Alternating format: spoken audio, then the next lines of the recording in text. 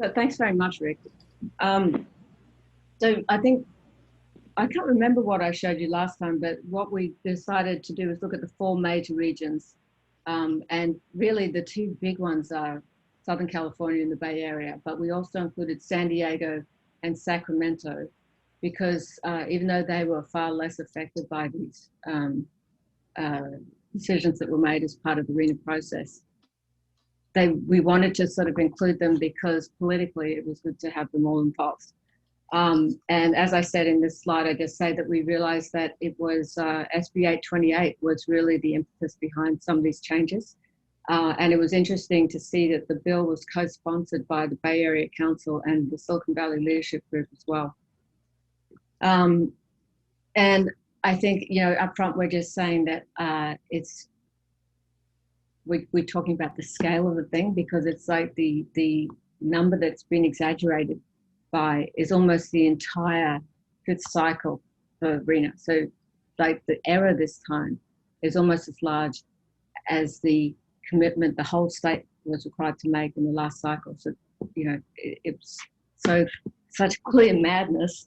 And then the second thing is, the reason why I think it's really important to address it is not just simply because cities and counties will be penalized for not reaching their targets, but it also obfuscates the real issue here, which is that we're just not building affordable housing.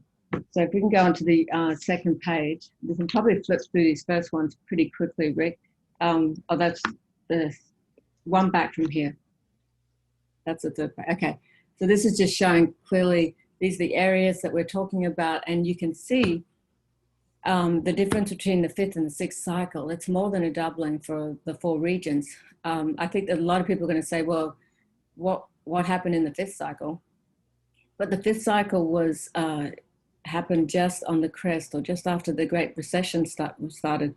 So when they were evaluating the housing situation then, there was it's hard to imagine, but there was really high vacancy rates because of the mortgage crisis. So those numbers were reduced on account of that. And so you can see the enormous leap in between cycles.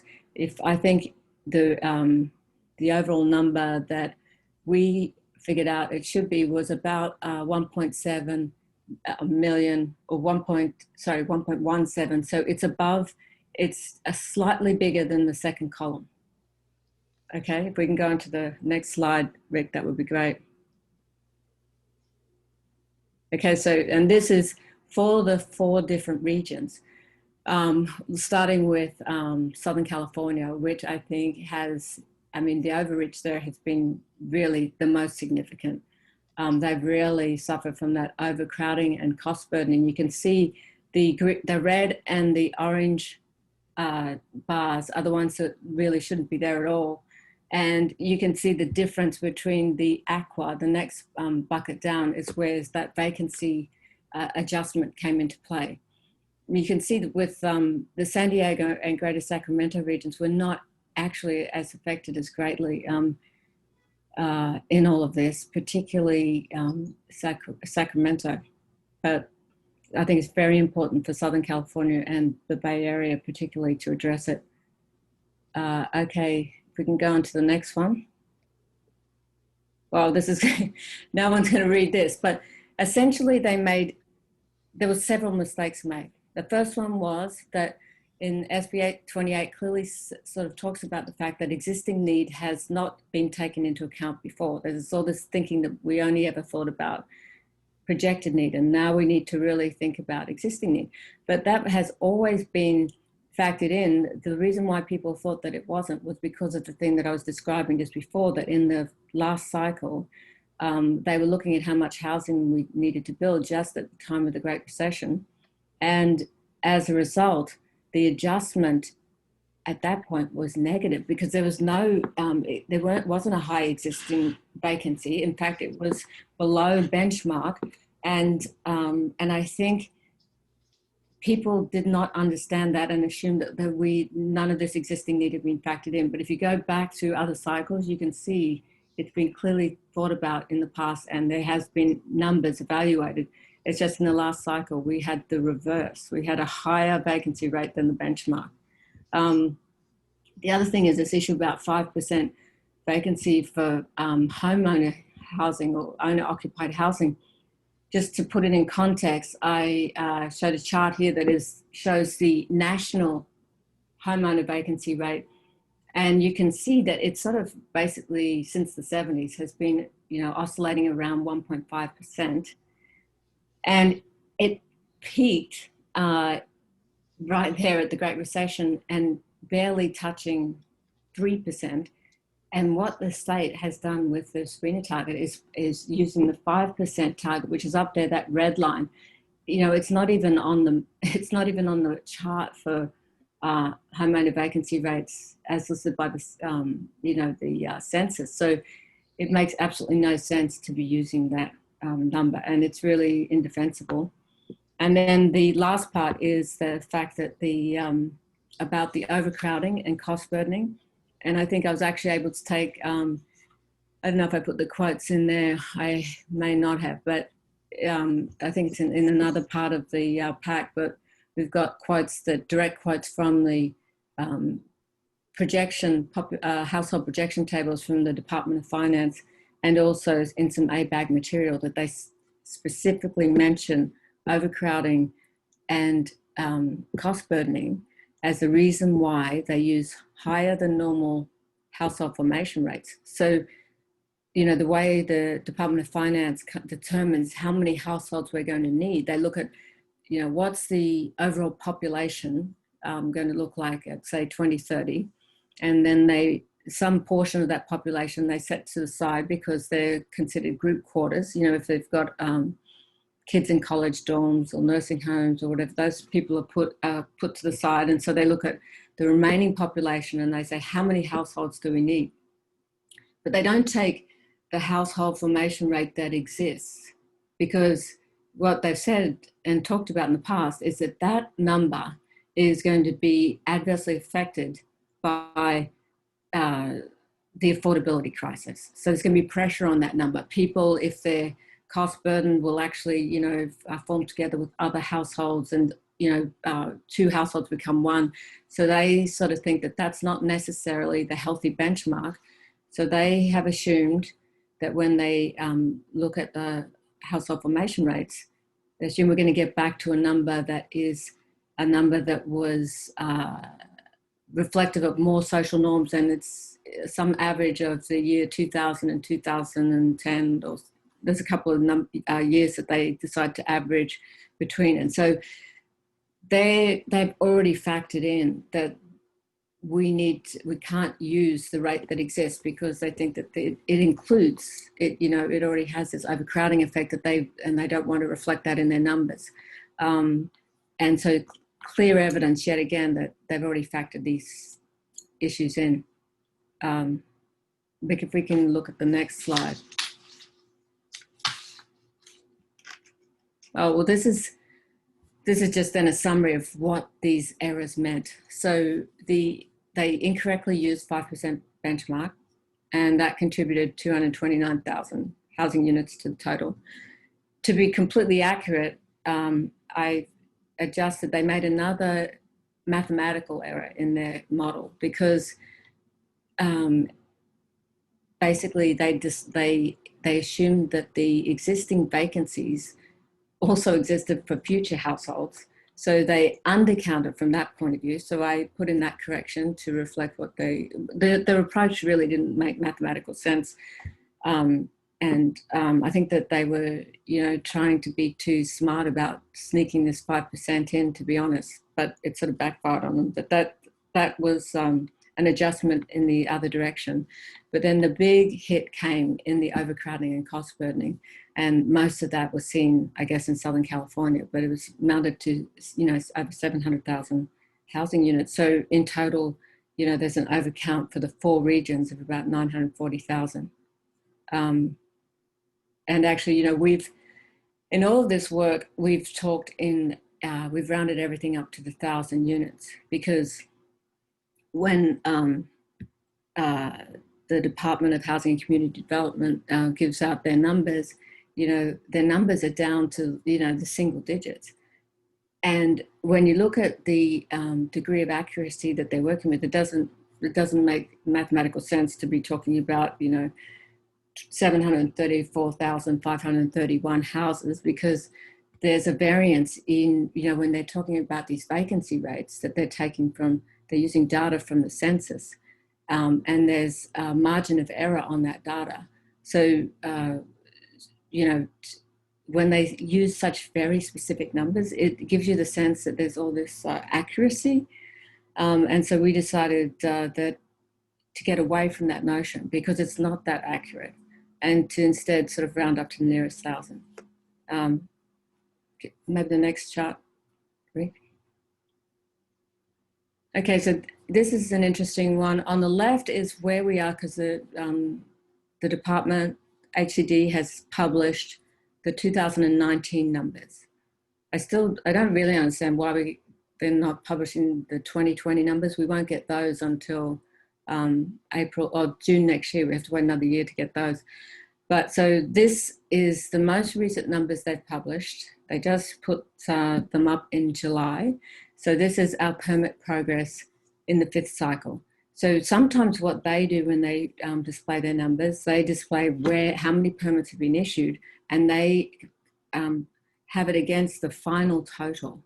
And it misrepresents what's going on, because we've still got, you know, we're only halfway through, or a little over halfway through the cycle. So we've still got another 4 years or 3 years to complete.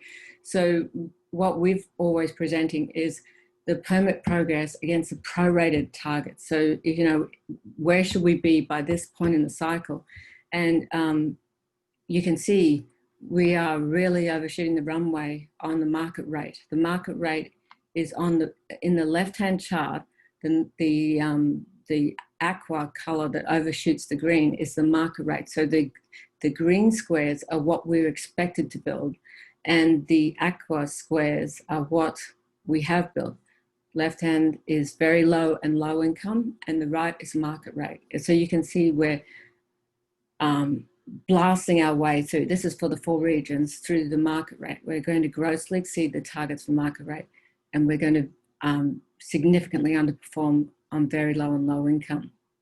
You'll also note that those 2 targets in the green are very similar. And this is a point that we bring up later in the pack, which is where we're being charged. All these cities and counties are effectively charged with building 1 market rate unit for every 1 very low and low income unit.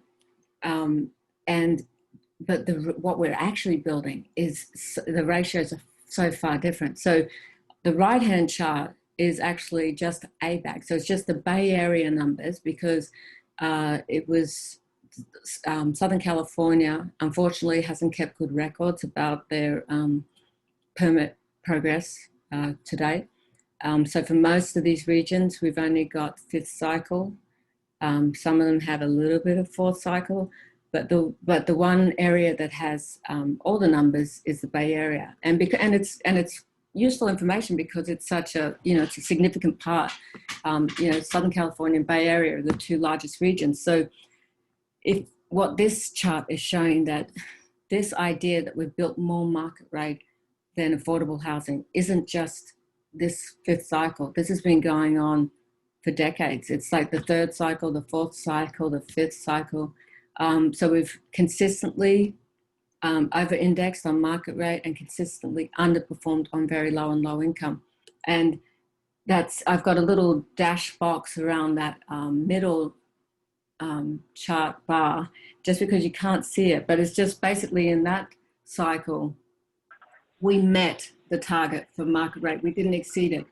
But of course, that's also during the, you know, that was 2007 to 2014. So that's during the Great Recession. So that's why we didn't over-exceed on the market rate. And you can see we did even worse on low and low income in that particular year.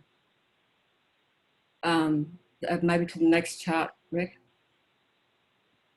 And so, you know, I guess what the point we're trying to make here is that a lot of this, the reason why no one's building affordable housing is not because cities aren't permitting housing, because cities are clearly issuing permits. It's just there's no funding for affordable housing. That's why it's not being built. And if you look at the right-hand chart, which once again is the Bay Area, the light blue is the ratio that we're, all these cities are being charged with building, by the by RHNA and by the state. So they're saying, as I said before, one affordable housing unit for every one market rate. And then if you look at what we've done in the third, fourth, and fifth cycle, we're doing almost like 4 to 1 in through those first 2 cycles. And now in this most recent cycle, we're up to 7 to 1. And as for all the 4 regions, we're closer to 8 to 1. And part of that, I believe, is some of the more recent housing bills, which have favored market rate housing through these incentives and bonuses. For example, one of the bills that nearly went through but was forestalled recently was AB 2345 by Chu, Assembly Member Chu. It was going to try and reduce the amount of affordable housing needed to qualify for density bonuses. And that's, on the surface of things, that can actually sound like a reasonable thing. But what happens is, if you qualify for density bonus, the additional density doesn't go to affordable housing, it goes to market rate housing. That's how the developer will make money on the development. So it has the effect of increasing that ratio. So, it's going to say, we're going to reduce the amount of affordable housing we're building for the sake of sort of more market rate. So we're heading in the wrong direction with this ratio. And a lot of these bills, also with SB 1120, it's really focused on market rate housing. And if, the market's going to do what it's going to do, it's going to basically, if there's money to be made in any category, that's what is going to get developed. And so as soon as we create this opportunity where someone can make some money on building these duplexes, once again, it's all favoring market rate, and the disadvantage is for affordable housing. And the only way affordable housing is going to be built is if the state starts funding it, like they actually mean it, or they start giving away public land to develop, because there's no way the affordable housing can compete with market rate housing.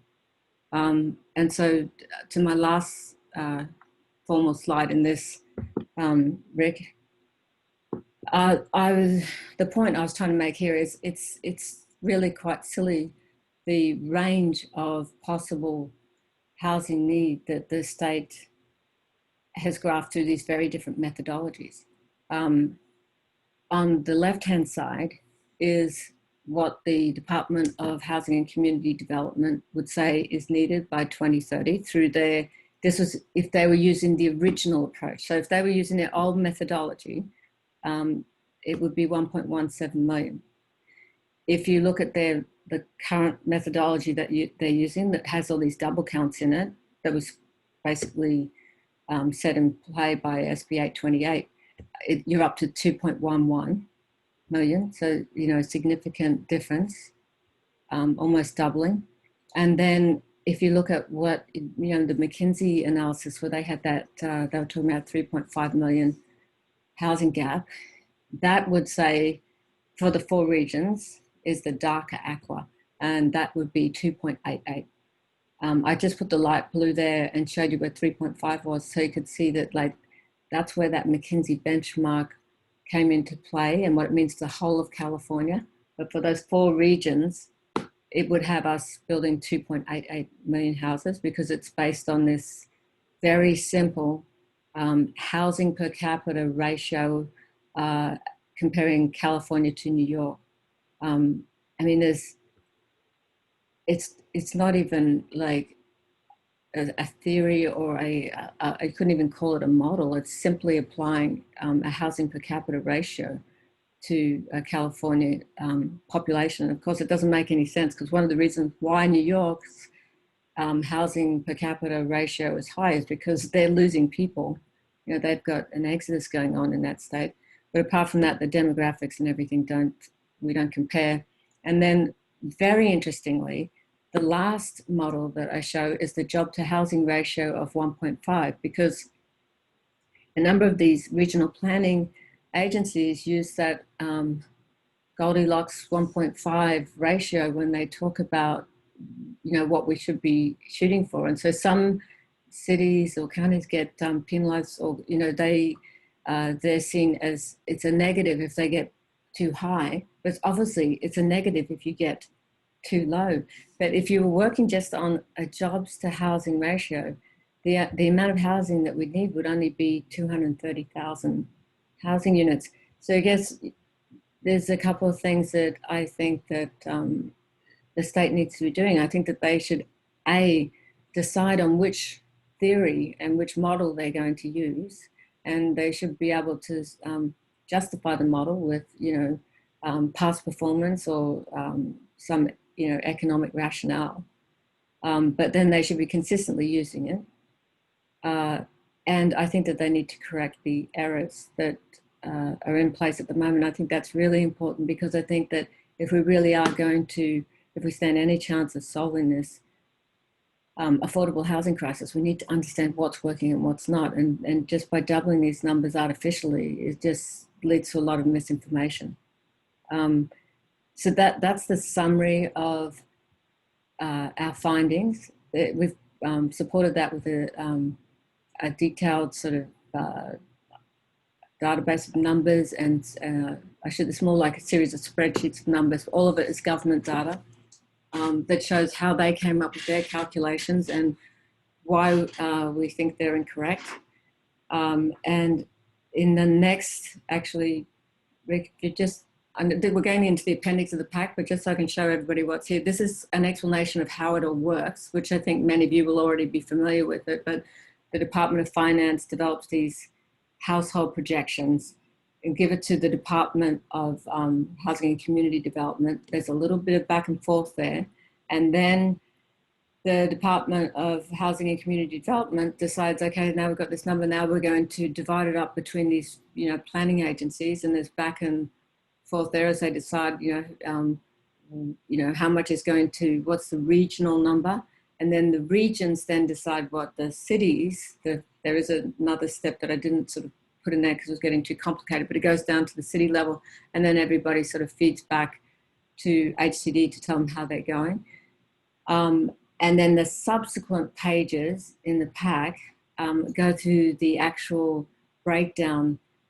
There's an overview for what these differences meant for each individual, for the different regions. So as I said, Southern California was hardest hit. You can see that in their numbers. You know, they got 578,000 overcount for overcrowding and cost burdening. And probably the Greater Sacramento region was the one that was least impacted by it all. In fact, I'm not even sure, I think in Sacramento, they didn't actually take into account any cost burdening. And the reason was that I think Sacramento, their analysis was started just as SB 828, or just before SB 828 was passed. So, you know, some of those factors weren't fully baked into their numbers, which is also disconcerting that there's different approaches used in different regions. I mean, if they had decided that was important, it should be used consistently across the board. And actually, even their use of cost burdening and overcrowding, the cost burdening, they only applied to future houses, not to the existing households. Once again, if they really believed that this was a problem, you would expect them to take into account, to apply their methodology across the board. But when I was talking to the fellow at HCD, he knew that it was a double count. So he basically suggested that he also agreed with me that he thought it was a form of double counting. So that's why they did it in a very half-hearted manner. And I think I told you last time too that even in the way that they approached the overcrowding was incorrect, because they decided that for every one house that was overcrowded, you would need another housing unit. But in actual fact, that is not the case. So there's errors upon errors upon errors in their model. But and then the following pages are really just breaking down for anybody who really wants to go into detail and understand how it all works and see the difference between the different approaches. We've used Southern California as an example and shown how it would have been done in the past, and then how they've done it this time, just so that people can really understand. And so I think that's a summary of all we had to offer today, Julie. I don't know if anybody had any questions.